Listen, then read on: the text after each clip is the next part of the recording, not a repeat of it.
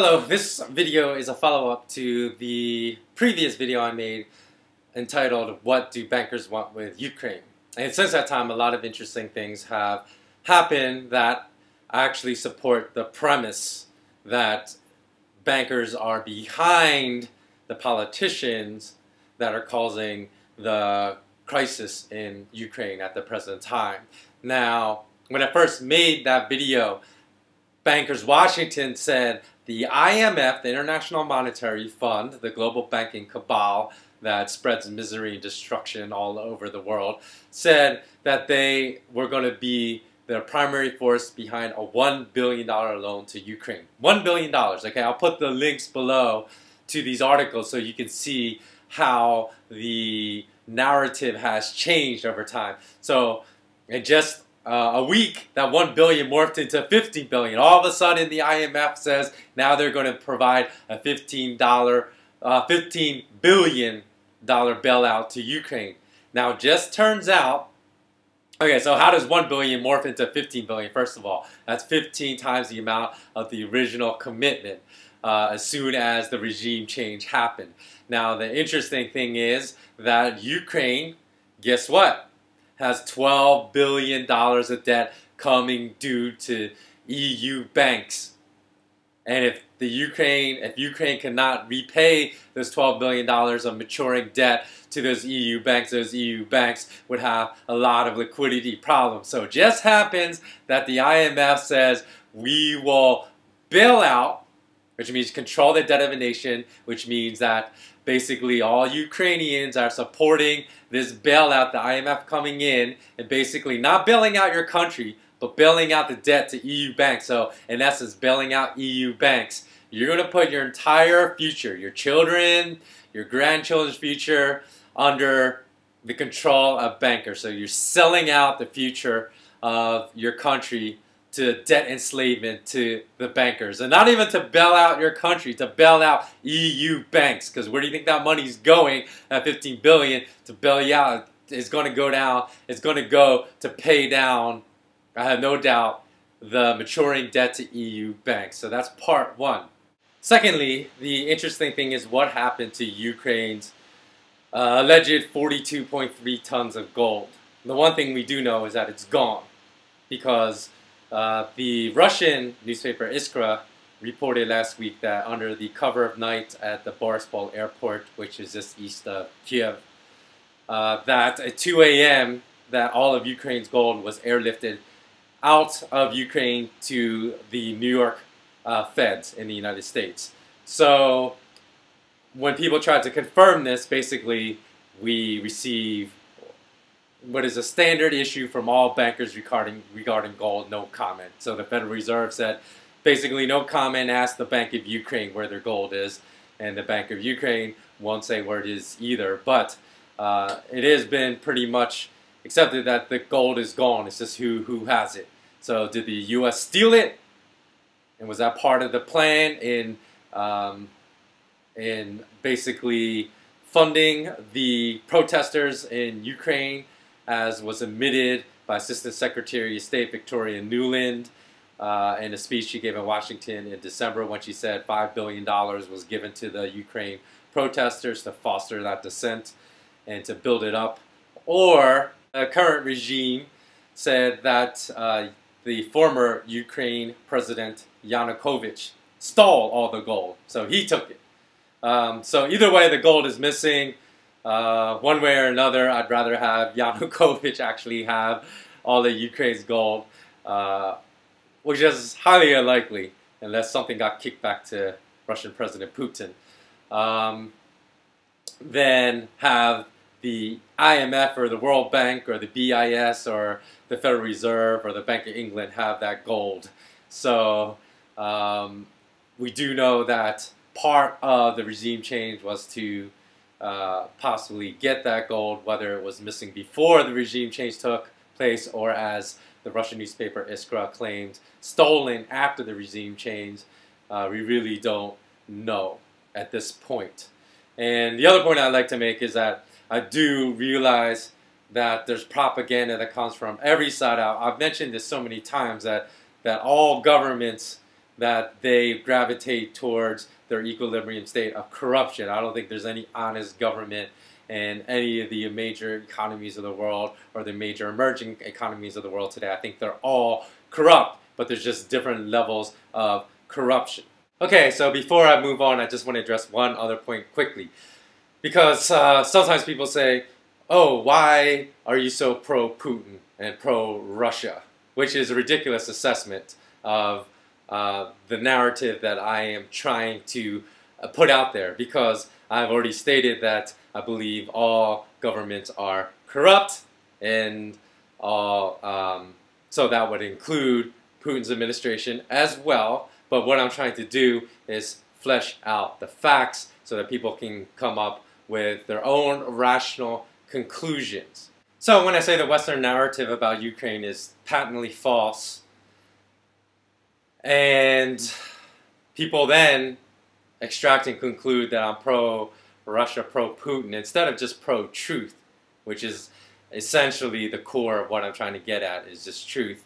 That is like saying, if I say, I don't like squares, and then I say a fact about circles. Circles are round.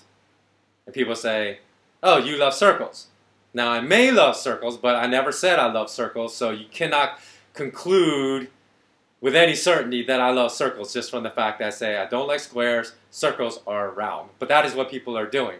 So it's very interesting to me, because what that shows me is that people are taking the framework of what they already believe, like their preconceived notions, and then they just fit what they want to hear into that framework. So it fits their already preconceived framework. So in other words, they discard facts that don't agree with their preconceived belief, and then they distort facts that are presented to them that disagree with their preconceived notion, and they distort those facts to fit what they're saying. So in other words, if they don't agree with what I'm saying because they love the US government, then they would say, oh, you're pro-Russia, pro-Putin, to rationalize the fact that what I'm telling them is not true in their mind.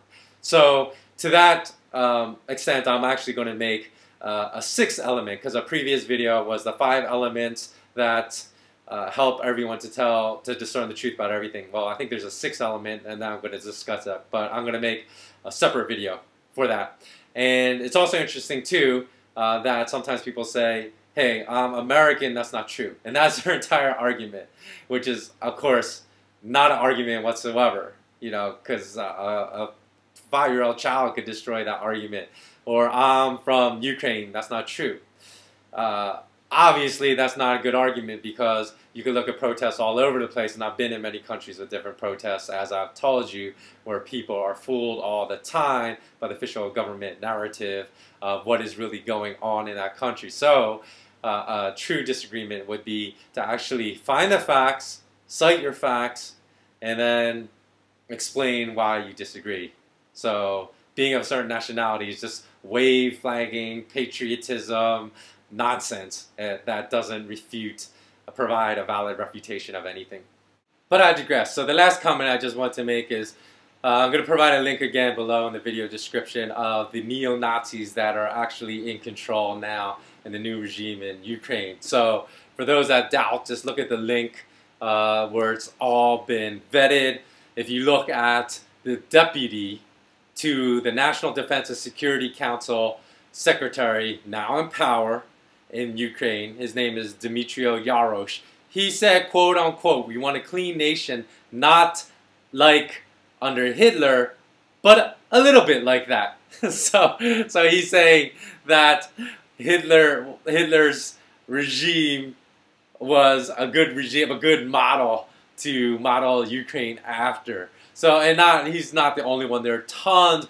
There are literally at least half a dozen people that are in power that had made comments very similar to that, where it's very supportive of neo-Nazi mentality, I guess you can say. So that, again, should be clear evidence, because these are the people that are supported by the Western bankers, by many admitted Zionist bankers that are all not Western bankers, but Zionist bankers like the Rothschilds, to know that Zionist bankers are not pro-Jewish because they're willing to work with admitted anti-Semites, neo-Nazi personnel to put in the regime to control the nation's monetary supply and to put the nation under debt. So I've been saying for a long time, but people cannot see through the mental fog that's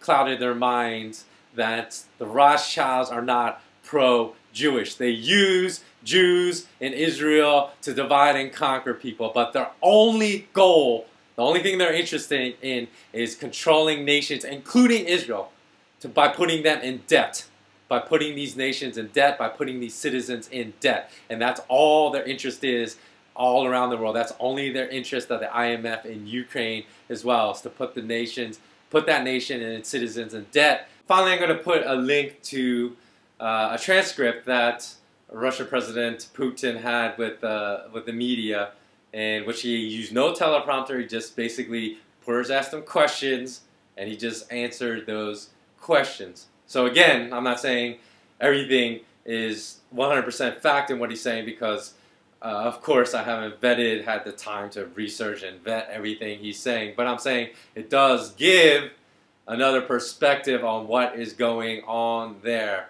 So I encourage everyone that wants to learn more about the situation in Ukraine to go read that, and those that find fault with what he's saying that aren't facts, then merely just say this is not true, and then put your sources to why it's not true below. And then I'll be happy to look into that. And one final point, which I think provides support to my thesis that this is a monetary war that is going on in Ukraine, is the fact that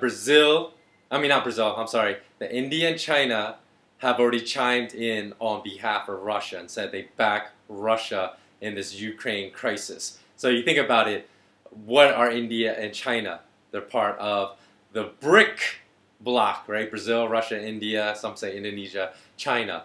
And these are the nations that are talking about using gold as part of the backing for a new world or international currency. They want gold as part of it. And when you look at the BRIC bloc, that's half the world.